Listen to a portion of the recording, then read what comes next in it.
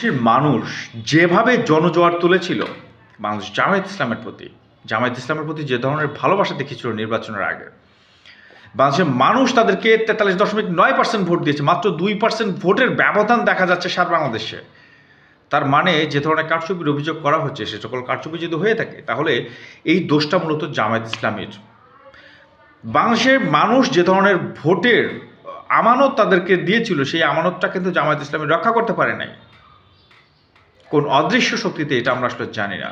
আর যদি এটা হয়ে থাকে তাহলে এইটাই জামায়াত ইসলামের ইতিহাসে সর্বোচ্চ, অর্থাৎ ৭৭টা আসনই জামায়াত ইসলামের ইতিহাসে সর্বোচ্চ আসন হিসাবে উল্লেখ থাকবে।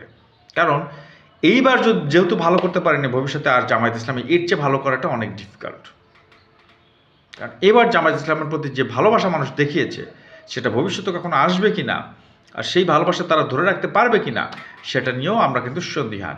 তবে আশা করব বাংলাদেশ জামায়াত ইসলামী যতটুকু ভালো করছে তার চেয়ে অনেক বেশি ভালো ভবিষ্যতে করবে। আর জাতীয়তাবাদী দল বিএনপির প্রতি ভালোবাসা, তারা রাষ্ট্র ক্ষমতায় আসবে, নতুন বাংলাদেশকে বিনির্মাণে তারা এগিয়ে যাবে। তাদের প্রত্যেকটা অ্যাক্টিভিটিস হবে জনবান্ধব এবং ইয়াং মানুষের প্রতি, দেশের মানুষের প্রতি তারা আস্থা রাখবে, দেশের মানুষের প্রতি তারা দায়বদ্ধ থাকবে।